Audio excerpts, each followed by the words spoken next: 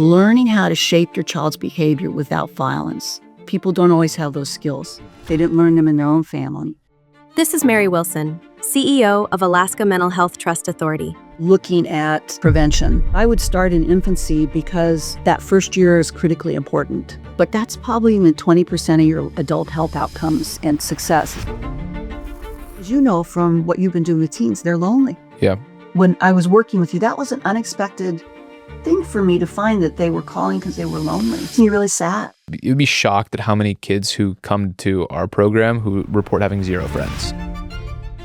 Everybody to understand that they're loved, they feel loved, and they are loved, that just as they are is okay. Just exactly that they are is fine. They don't need to be anything more at all. That we're just as a human, you're well aware. You don't have to be anything special.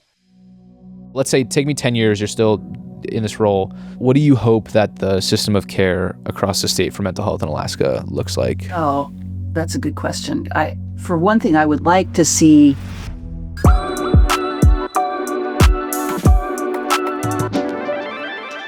Mary, thank you for being here. So excited to have you. You are someone I have known for a while and have looked up to for a while. You're now the CEO of the Alaska Mental Health Trust. You've been an executive at Kaiser Permanente for a long time. You're also a pediatrician. So you have seen people actually struggling. You've helped kids. You've helped families. You've done amazing things. I want to know, like, being a provider, being an exec at a health system, now really being at a state level, policy implementation level. What do you feel like has been different across the arc of your career? Like what's different about being a provider than actually creating policy and initiatives to help support providers at a statewide level? So it's interesting. I'll think about it now for the first time, probably. So thanks for the question. I really feel lucky to have become a pediatrician because in my whole life, that's probably the one thing I would give myself an A+ on. That was a really, really good fit for me. And when you're in your 20s and you're going to med school, you don't really know who you are necessarily. So I feel like there was a lot of luck involved in choosing something that suited me so well. But that framed for me the sense that I had a cause or a purpose, and sort of advocating for children on a sort of writ large and thinking about what influences them, but also every day seeing 20 or 30 kids and seeing how families, what makes families successful, what makes them struggle, what can you do to help? And part of what you do to help a lot is that one-to-one interaction. But if that's all you do and you don't advocate in a way for other bigger issues that affect children, then you can't have this big an impact.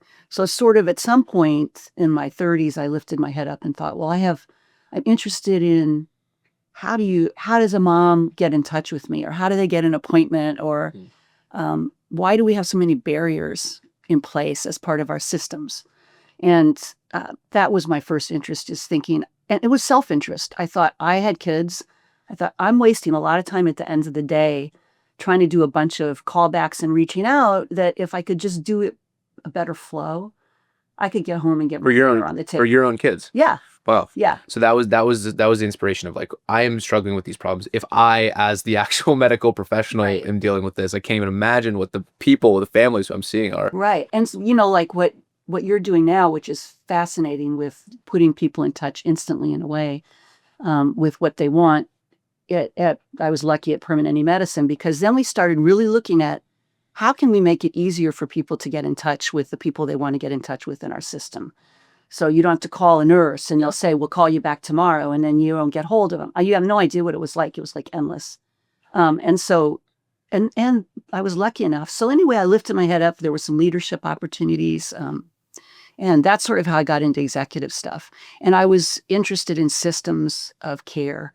And one of the things, Permanente Medicine, it was a wonderful place to work. And it does, in a way, better than most medical groups, is it's really data-driven and evidence-based, and provides the provider groups with outcome data on the people they're taking care of, so that you're directional. It keeps you stay caught up with evidence, but it also helps you directionally. And I realized how important, if you don't measure something, it's really hard to improve or know if you're improving. Yeah. So that's the other part, population care. Yeah, I love that. And I think, like, that's the benefit of a big health system, is you have the interconnectivity, you have in KP's example, you have the interconnectedness of the payer plus the provider, and you can see the data, you've got everything looping back. I think like it makes a lot of sense when it comes to delivering healthcare. What were some during your time at KP, what were some of the things that you've really felt like opened your eyes to how healthcare is delivered that you didn't necessarily know when you were just the one delivering the care? One of the first things I worked on was just measuring how much patients liked their doctor. Were they satisfied with their communication? And there's all kinds of surveys now, but and none of the physicians wanted it, right? Because it's not scientific, it's unpleasant. You find out people may not like you as much as you thought. And we had a score at that time of 1 to 10, and the expectation was you'd score over 9. How many actually scored over 9? Eventually, almost everyone. Oh, wow. But at first, not anybody, hardly, you know. And then you taught people how to communicate. We did like video coaching, which was really fun. And I was one of the little coaches, and I really liked that. But what you realize is that the high communicators shared certain qualities, and you wouldn't know that if you didn't measure it. And then you could ask the high communicator, the people who are like getting, especially in primary care, to get over a 9.5. It's like incredible. You'd ask people, what are they doing? And they had a certain shared habits, which had to do with listening, sitting down, showing empathy. And so you get a suite of things. And the other big driver is they most often had the best compliance with patients. So if you're an internist and your patient has diabetes, mostly people don't, it's hard. And so you do wonder what difference you make. Well, the physicians who communicated well made a bigger difference. It's a quality measure. Yeah. Yeah.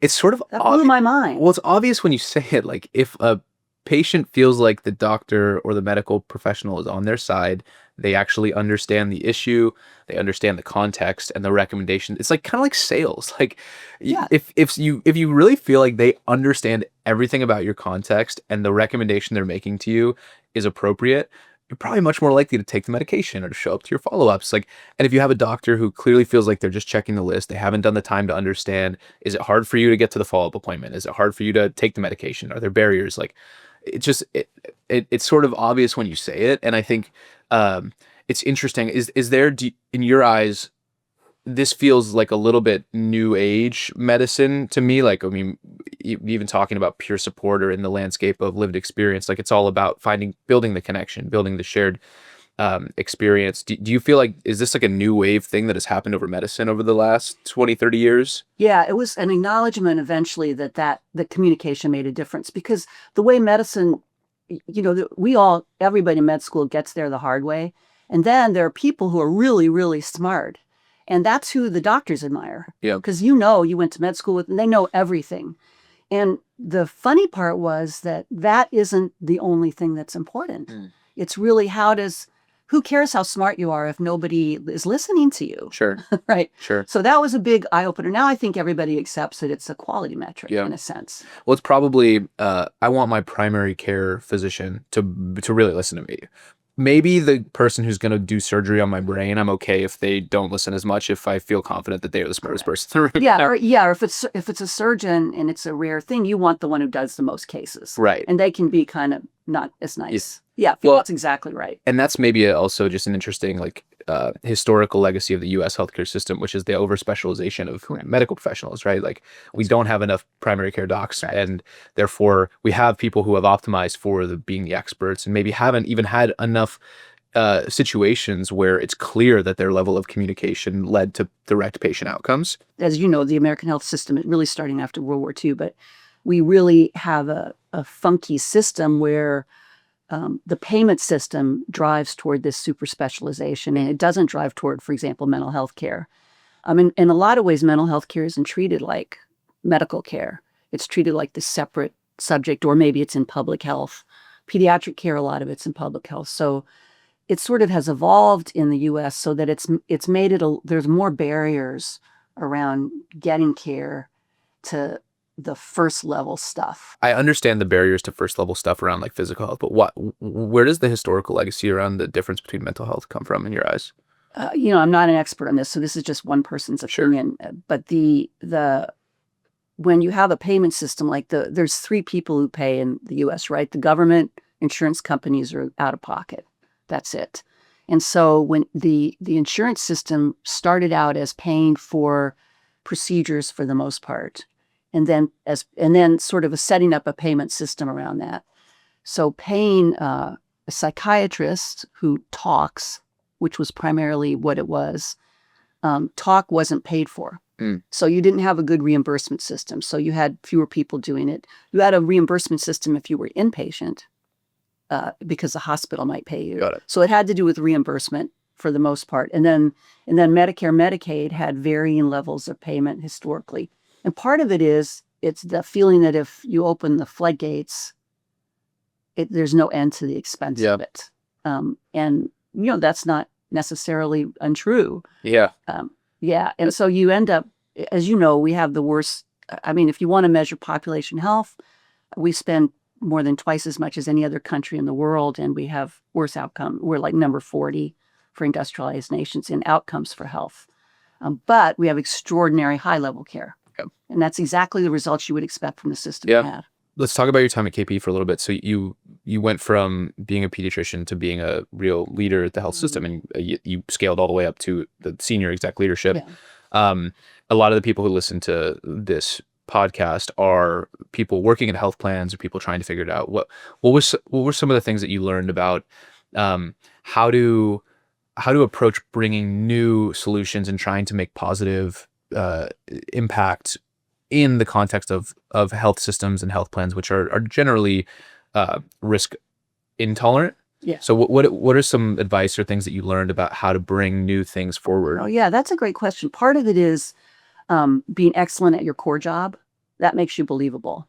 So you can't, if you come into a place and say, I want to change everything all you higher ups are doing, and you're not doing your core job well, nobody's going to listen to you. So I think that's number one. And then I think you have to know where your power comes from. Frequently, it's your role. So what power can you leverage within your current role about what you see and do? And then I think be sort of, what's your purpose in a way? Are you purpose driven in what you're suggesting? What's the thing it's going to do? I think is a big one. And that I always tried to be clear on if I went to somebody, because you don't want to be a pain in the ass. Yeah. So it sounds like you would over communicate the why of what you're trying to do, right? I don't know if this is the right example, but I am trying to improve outcomes through better satisfaction of our medical professionals. Therefore, what I'm trying to build internal buy-in is for X. That's right. And actually, while you're saying that, I think the other thing for me was, well, what's in it for you if you do this? So what's in it for the person I'm talking to or the system? So if for a physician, what's in it for them if they communicate better? Well, they have a better day, as it turns out.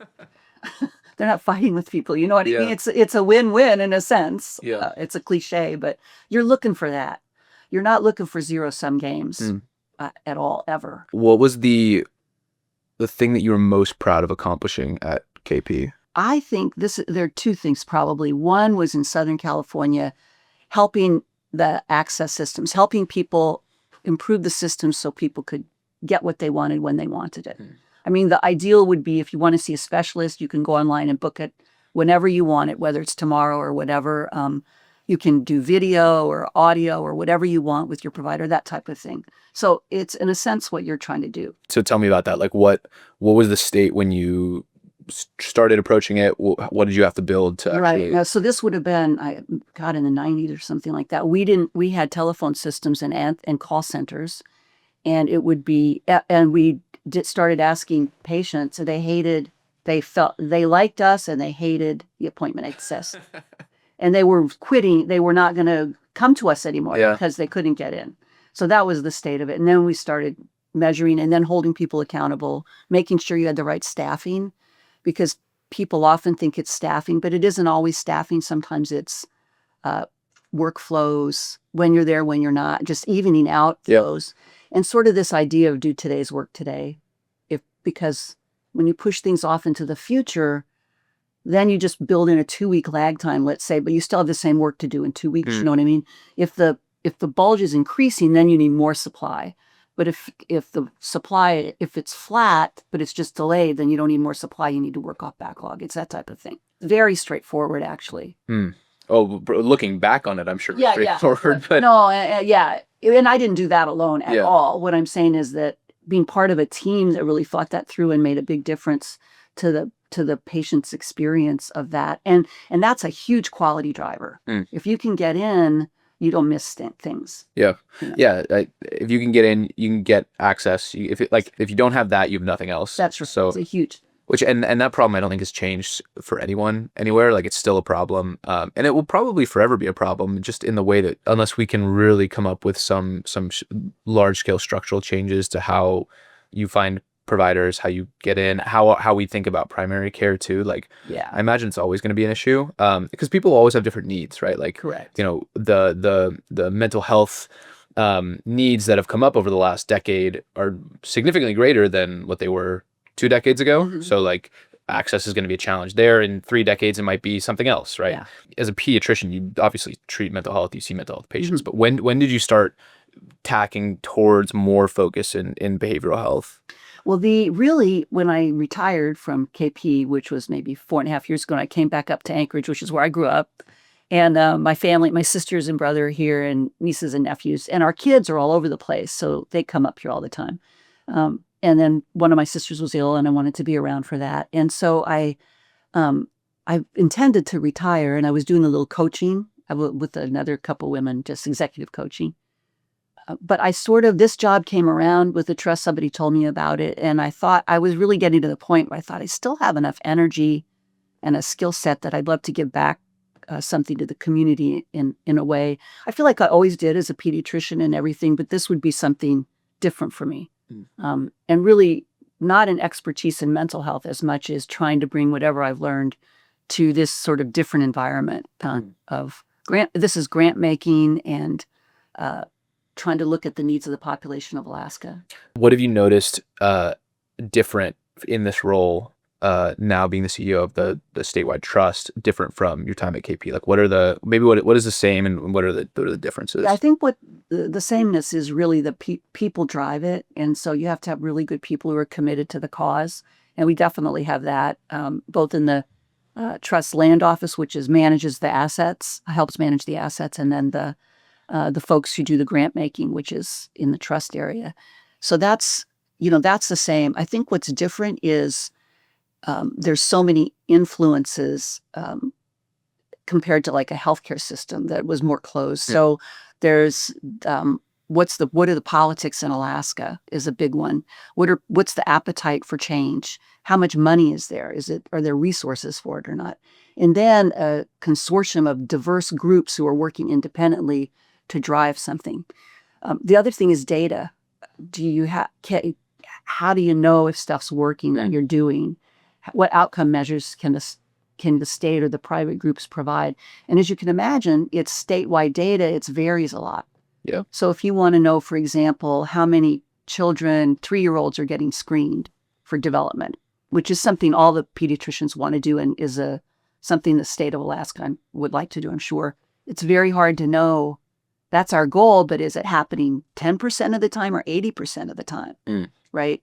So that sort of gap in data, then you have to sort of fill, so you don't have a complete picture. And that's sort of what I'm trying to grapple with a little bit. All of us are, not just me, but the whole team. Yeah, it's a hard problem, right? Because yeah. I mean, especially too, like at the trust, you're working in the context of the Department of Ed, the Department of Child and Family Services, Department of, like you're working amidst a context of different players. It's also, you don't have the luxury of being in, say, the state Medicaid office, right, where you get all of the data coming through. So I imagine that when you're doing projects, you're requesting the data. It's unclear if you're going to be able to get it. So yeah, I can imagine that's a challenge. And to especially too, like the mandate of the trust is to do new things. Like it's to spend resources to innovate, right? Yeah. So you have to be able to evaluate the success of that. And if you don't have the data of utilization of emergency rooms, are we actually getting more well care visits, like right, I imagine that can be a challenge. Yeah. And then when resources are constrained like they are right now in Alaska, it's Alaska,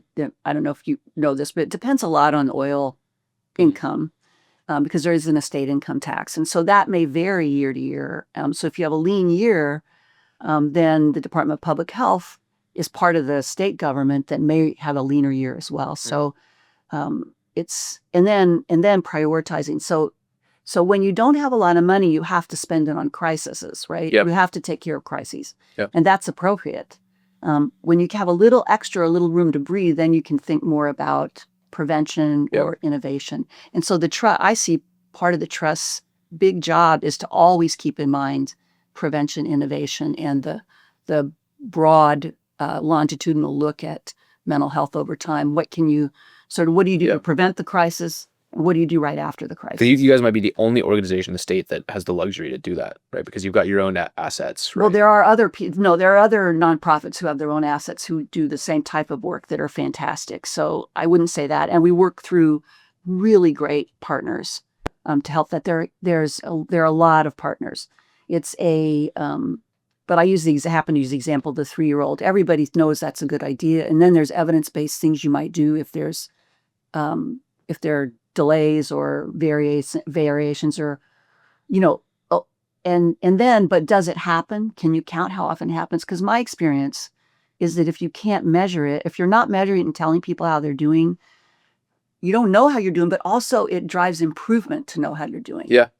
So that's the part that I think we'll get there. I'm very optimistic and really confident about it, but it's going to go like this a little bit. Yeah. And so for me, it's a more complex driver than it was where I was. Sure. Well, and you're in an incredibly complex state, which is Alaska. Right. How do you conceptualize some of the unique challenges of the state when it comes to addressing mental health challenges and needs? Yeah. So the data would suggest there are greater mental health challenges in Alaska, and there's a lot of theories about why that is, but we definitely have dark winters, remote areas, rural areas, and then a transient population to a certain extent. And then add on top of that housing difficulties and things like that. So we have a lot of addiction. And I graduated from high school in 1971, and we had giant addiction problems even then. It's really, it's alcohol and drug stuff. And then depression, big ones. And so, and if you look at all the states, there are states that clusters in. But then you add to that just being off the road system, not having access to professionals, having stigma around seeking help. Yeah. And those are some of the barriers that the state faces. Sort of dual things that you've already mentioned, but you're focused on crisis and then preventative stuff. Yeah. I know that a lot of the work has been done on the Crisis Now program. Yes, yeah. Can you talk a little bit about that and sort of what piece that fits into your strategy? Yeah, we're really rightly proud of that in Alaska.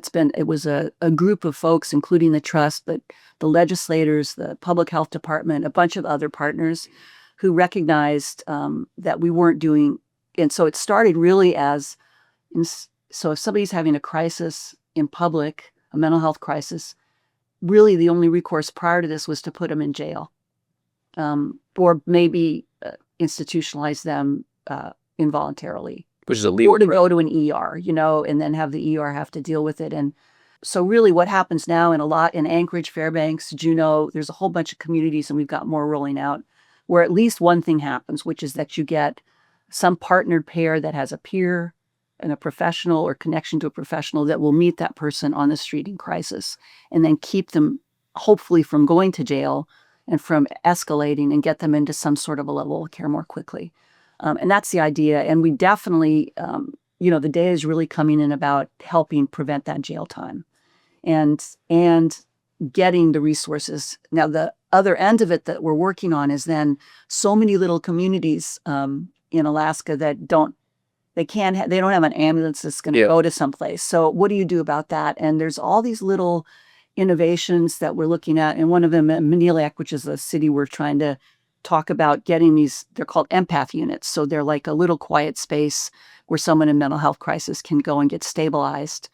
And a lot of opportunity there for virtual care, for virtual provider visits and follow-up and things like that. So it's a work in progress. Yeah. But really, it's really exciting work and something everyone in the state supports and has been supporting. The mobile crisis team in some form is like an integral piece of every system of care in every state that I think is doing Yeah. interesting work. Very interesting to think about, how does a mobile crisis unit work in a place where you can only get to by snowmobile? Correct. That's exactly right. Or airplane or whatever, Yeah. it's really something. It's a very interesting challenge that Yeah. I think probably no other state has to grapple with. No. And for any state that has like when I was in Georgia, Georgia has a rural population. And in any state, and it's really being rural and out of touch with access increases your risks Yeah. for everything. And it's the same here. Yeah. And I think I'm personally excited about how do you reach people in new ways in the rural areas. Yeah. And I think obviously virtual is a big solution there, but when we're talking about acute care, virtual is not always you need a place to Correct. take people. And I Correct. think the problem with sending people to a jail is that's in a similar way to someone boarding at a emergency room at a hospital. It's just not the place for treatment to happen. And in fact, it probably accentuates whatever trauma is going on. Yeah. And it's sort of last resort. It's like you understand why it happens, right? These aren't bad people putting them in jail. It's just what else are you going to do? Yeah. The prevention side, which sounds like it's a personal directive that you're trying to bring because of the unique position of the trust. Right.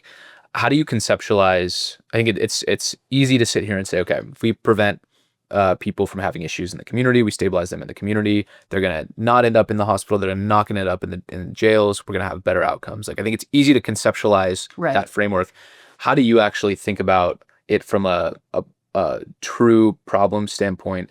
And what is your strategy, or what are you thinking about in terms of how do we actually deploy solutions to do the prevention effectively? Yeah, I'm lucky that when I came into this job with these in January, the trustees, there's a board of governance with trustees, there's 7 of them.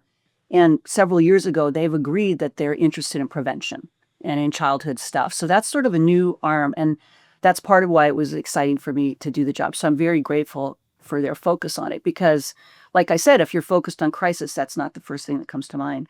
But I have pipe dreams about it, and then I have reality about it. So the pipe dream would be that every single pregnant mother has an evaluation and a plan that they get help when the baby's born, and that's followed, counted, and that help would be whatever is evidence-based. There's all kinds of things called Parents as Teachers. There's a lot of great programs. The main thing is doing something because it's on a population level, it's pretty predictable who's going to end up having trouble. It's not an individual you can't predict because people have resilience and other factors that you can't predict.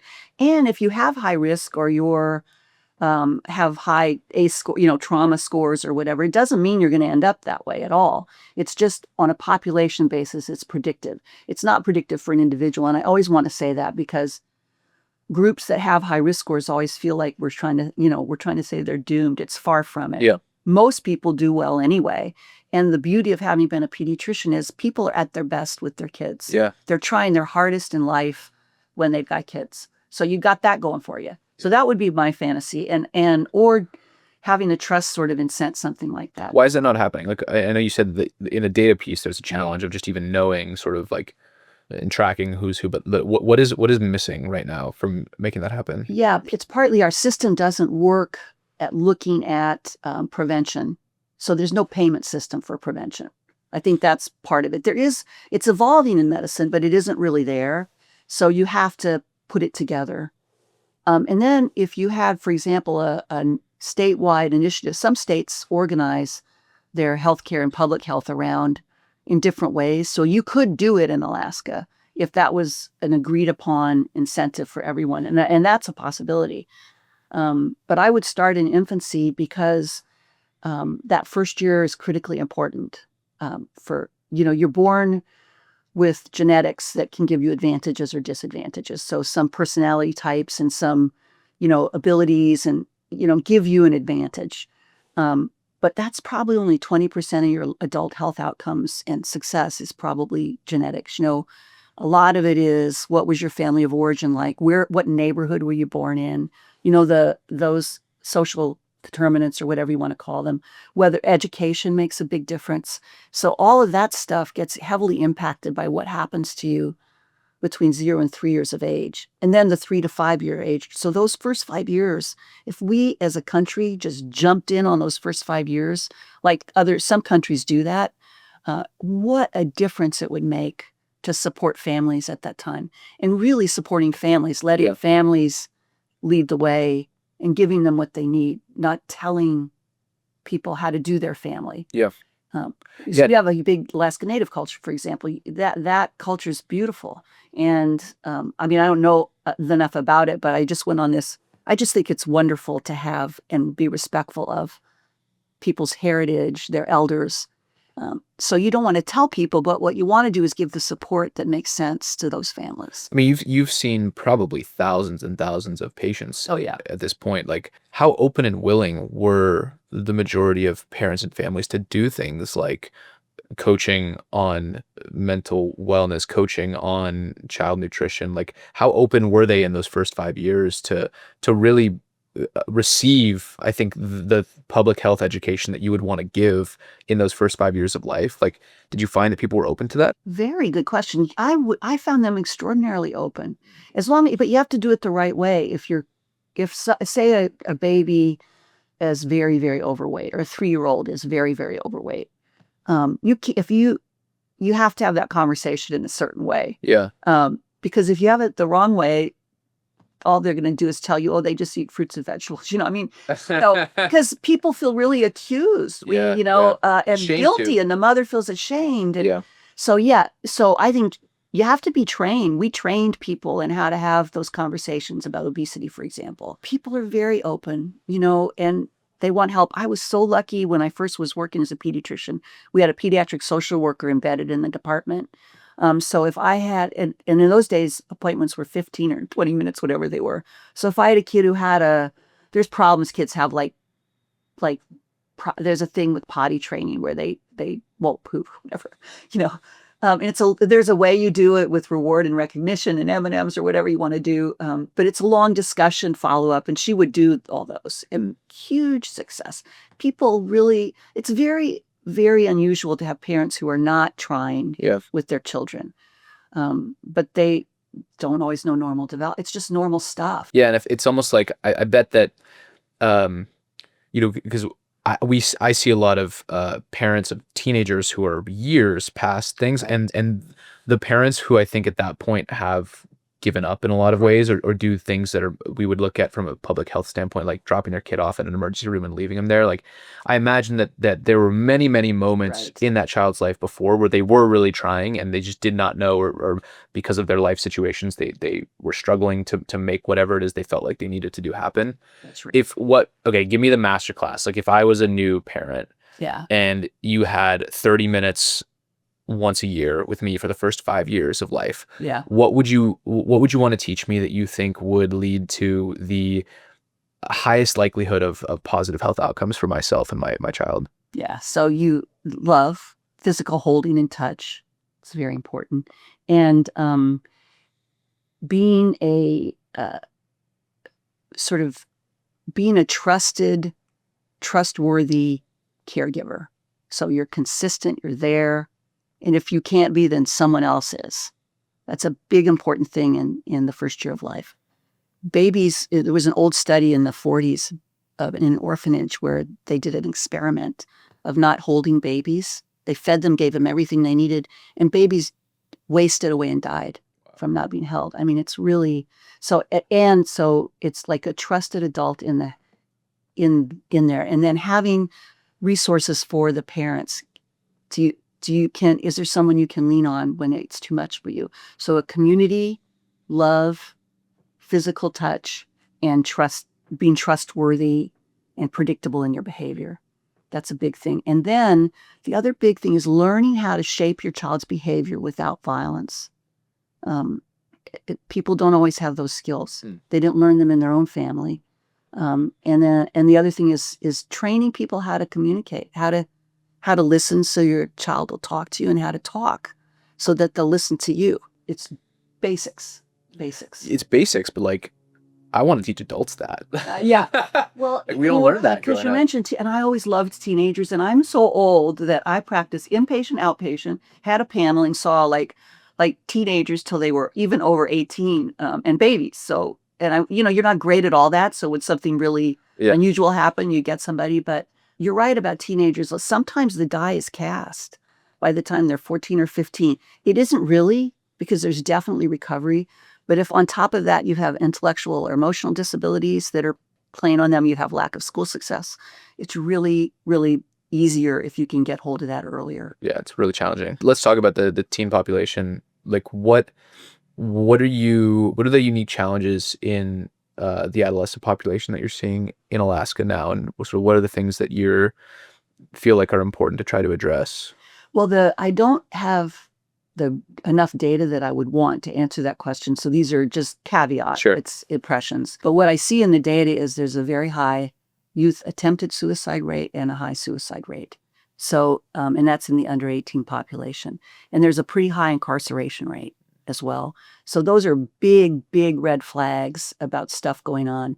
Why that's happening, I think, remains to be seen. But there's certainly a lack of access to treatment, recognition. There's still stigma, a lot of stigma. And really, I think those are the big red flags that we see. And we have to back up and back up and back up and see what makes a difference. The other, you had asked me earlier about barriers. The other thing is investing in prevention, say in 0 to 3. You're not going to see outcomes for a really long time. Yeah. And that's not the way our systems work in government. You have to sort of trust that something's going to have an impact. And then the mentality has to stay the same for 8 or 10 years. And that's a big barrier in having a coherent healthcare policy at a government level. I mean, and talk about government level, talk about actual health deployment of services level. Like, it's very hard to get a health insurance payer to think past 18 months. Right, because they might not even have you. That was the other beauty of Kaiser Permanente is people stayed with us for 30 years. So we could see screening for colon cancer. Oh, if you're a member of Kaiser, you have less colon cancer than everybody else in California, But it just so takes cool. time. That's so special. It's so unique. It's really interesting, but only because we happen to have this unique data set. We're just like a unicorn out there in healthcare. Thank goodness still around. Yeah. Yeah. Okay, so there's lots of suicide rate is too high, too much incarceration. One of the things, actually, this is what I was going to say. One of the things that we've talked about before is how Alaska for so long, as long as you were here, has had substance use issues, and there's sort of this like generation over generation trauma that has happened, and it's sort of like the young kids who are being raised now are getting, unfortunately, indoctrinated into the same thing that the parents were, that the grandparents were. So like, how do you view breaking the generational trauma that has been occurring over the course of the generations here? Like, how do you conceptualize that problem? Yeah, and again, this is not an area of expertise for me, but there are resilient sort of factors that probably make a big difference around how does someone who's born into a more challenging environment and is raised in a more challenging environment, how do they end up different than what you would have expected? And really building community, building trusted adults in their environment, helping people to get sober if they can. So having enough access to programs. They don't want to make their families miserable with their drinking. They don't want to do that. It's really hard to get better. It's an addiction, yeah. Yeah, it's a terrible addiction. And so having enough places where people can do the things they need to do to get better over time is all of those things are really important. Yeah.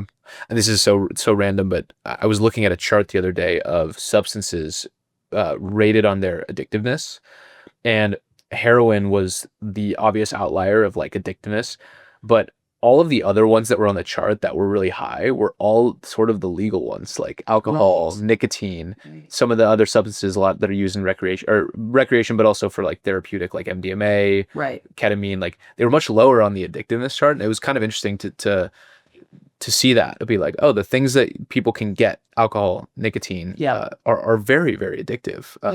Very, very highly. And also the prescribed opioids. That whole epidemic is almost everyone would get addicted to those. You certainly get habituated very quickly, but it's a rare person who wouldn't start to want that more. Yep. It's just the way our brains are made. It's very smart. Yeah. Before we got on recording here, we were talking about a study that you read that showed that young people are getting less conscientious. Yeah, Can you talk and about that? I'll show it to you afterwards, but it was something my oldest stepson just sent, and it's a study of personality measures, and it looks like that there's a hiring of, I don't think they called it anxiety, but a raising of neuroticism and a lowering of conscientiousness, pretty drastic in the younger age group. And so that worries me. And you were asking why, and I wasn't able to read the study, but I'll send it to you, but I'm assuming COVID had something to do Yeah. with it. And as you know, from what you've been doing with teens, they're lonely. Yep. It's when I was working with you, that was an unexpected thing for me to find that they were calling because they were lonely. Yeah.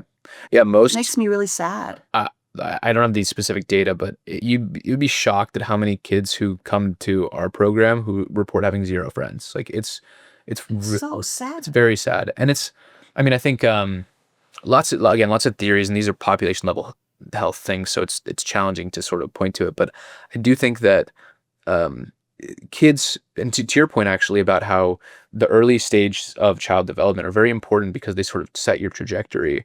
If you're a young adolescent and you haven't had a ton of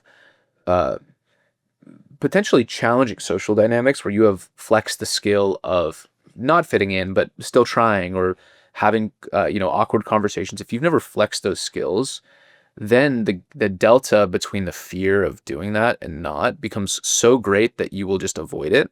Yeah. And I don't know where I heard this, but it's like somebody said that digital media and social media is like the easiest free opioid that you can take. Yeah. Like it's such a quick way to distract and numb yourself from whatever it is you're feeling.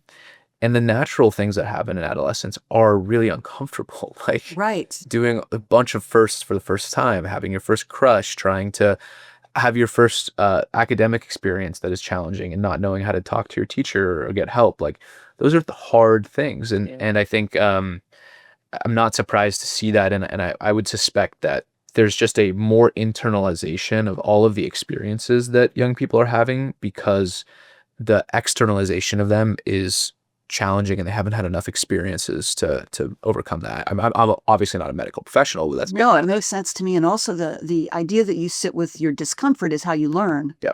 Right. And that's what worries me about it is if you always have a distractor from whatever your discomfort is, and it is addictive, I think. I don't know if it's formally addictive, but it's certainly a habit. Yeah. A bad habit. I didn't have that option. So I was forced to go through my discomfort. And what happens is you do the same things over and over and over again that don't work.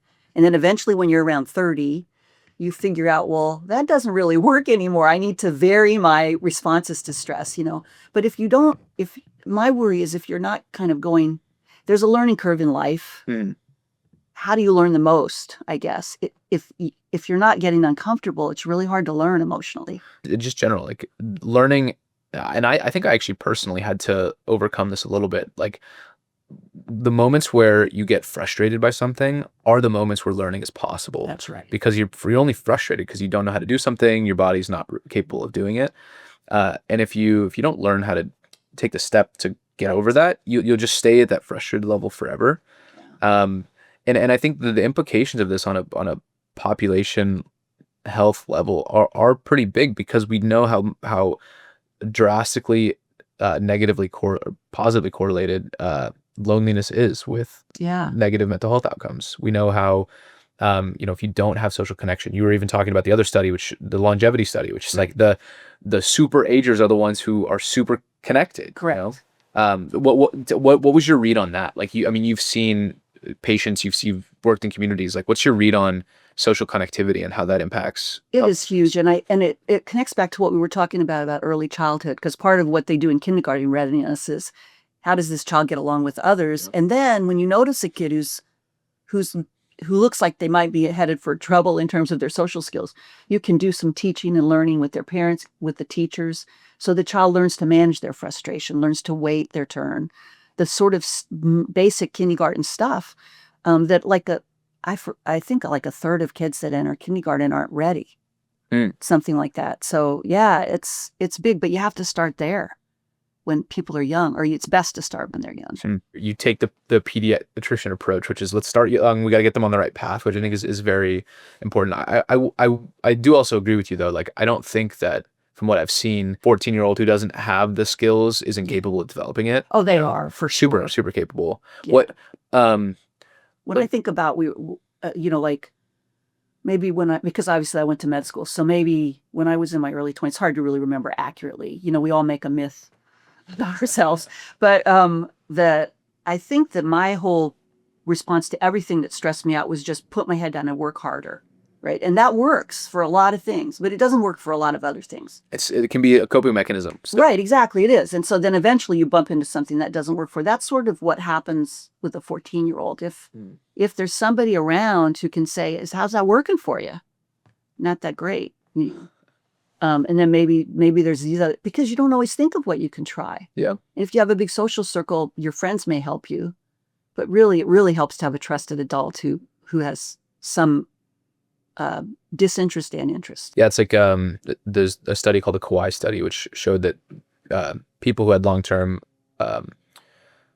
positive health outcomes in general typically had a strong internal family member and a strong external family member. That's right. It's like a coach or a community member, a faith-based leader, like having not just the internal family member plus someone outside was a very strong protective factor, which, like, again, sort of looking at the breakdown of the American community, it's like people are not as involved in their faith-based groups. They're not as involved in their community organizations. Like, I don't know. I actually don't have any stats on this, but I would be curious to see if kids are spending less time involved in extracurriculars, Oh yeah, I don't know. That's a good question. I mean, the study I told you before we got here, that the Common Sense Media study that showed that kids on average are spending 8.5 days on digital media, or 8.5 hours per day on digital media. That just shocks me. I guess people used to watch TV for that long too. Right, but how you don't have time to do 2 hours of soccer practice if you're spending that much time, Yeah. Or you're doing the soccer all night. practice and then you're staying up late, you're not sleeping, which I mean, Correct. this is the worst thing for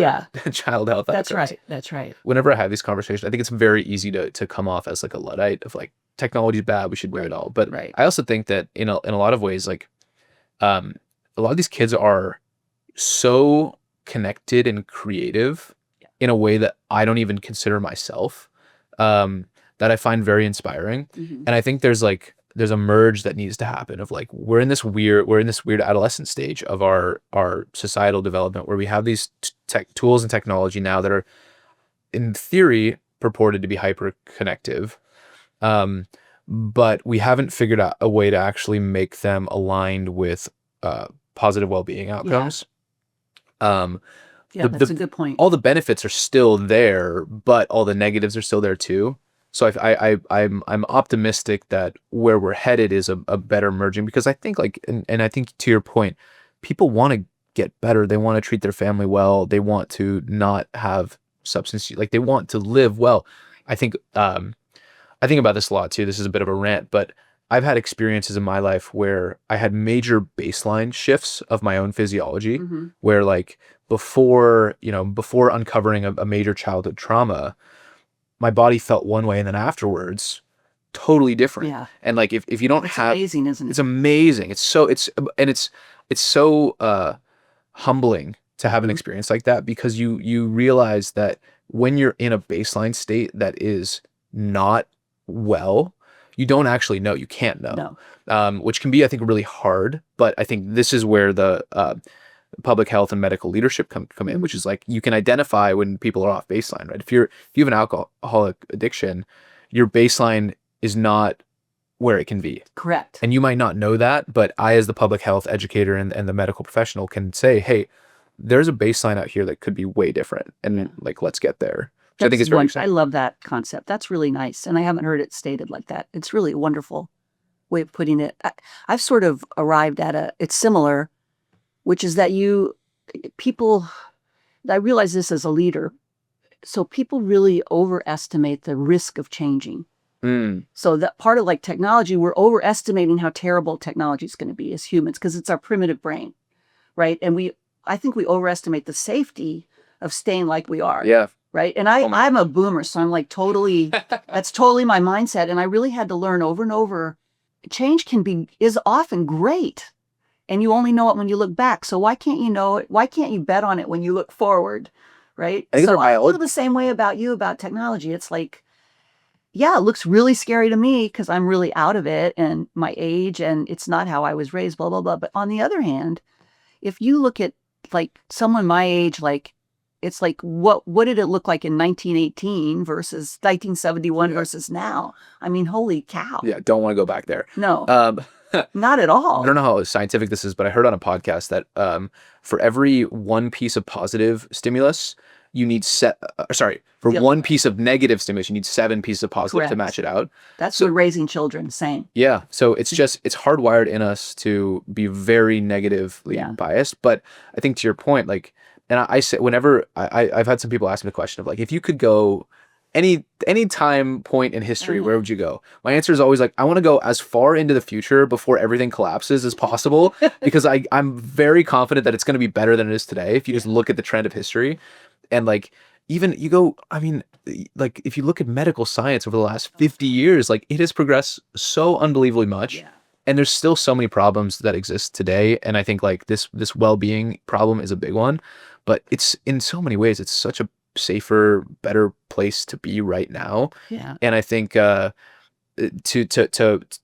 have a healthy projection of that forward, which is like things are going to get better. And I think to your point, the downside risk of trying things and failing is often way, way, way less than the potential upside risk of it working. Yeah, that's really true. You know? It's really true. It just doesn't feel like that to us as humans. Yeah. Yeah. And I think it's interesting, given the 7-to-1 difference, it's like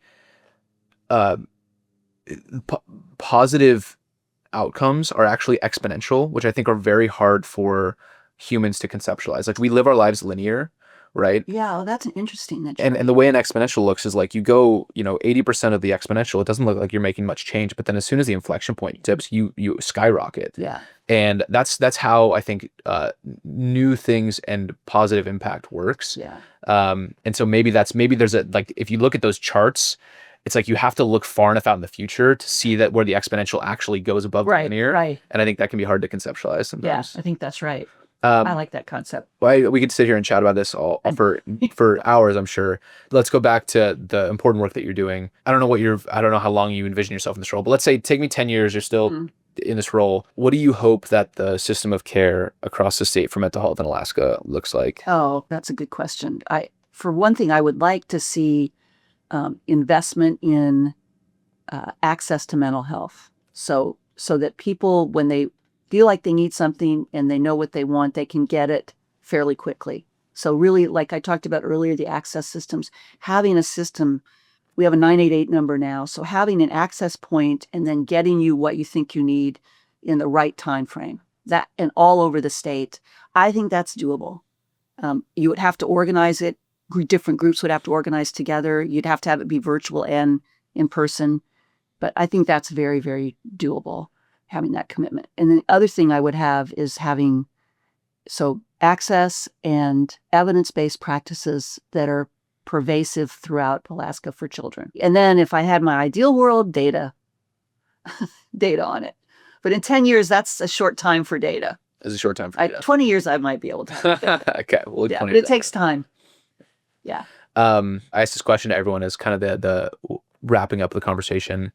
If you could snap your fingers and you could change anything about the sort of youth or adolescent mental health landscape in Alaska or more broadly across the U.S. or the world, what would you snap your fingers and do? Oh, I'd love for them to feel loved and valuable. That's what I would really love for them to feel, so that everybody to understand that they're loved, they feel loved and they are loved, and that just as they are is okay. Just exactly who they are is fine. They don't need to be anything more at all. Yes. That we're just, as a human, you're lovable. You don't have to be anything special. It's special to be you. Yeah. Love that. Yeah. In a way, you are. I believe that. I believe that too. And you get to in a very indirect way show that to all of the kids across Alaska. That's what through you're the work that hoping you they'll do. end up feeling like. Yeah. You know, you don't have to be a star. You just have to be you. Yeah. You can be the crappiest player on your soccer team. Who cares? Just play. Have fun. Get out there and play soccer. Just play. Have fun. I love it.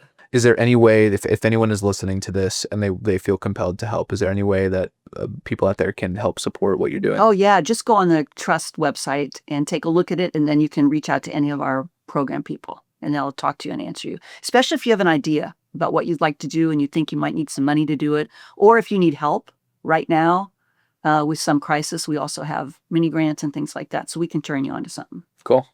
Mary, thanks. Thanks for the conversation. Really great. Thank you, Patrick. Awesome.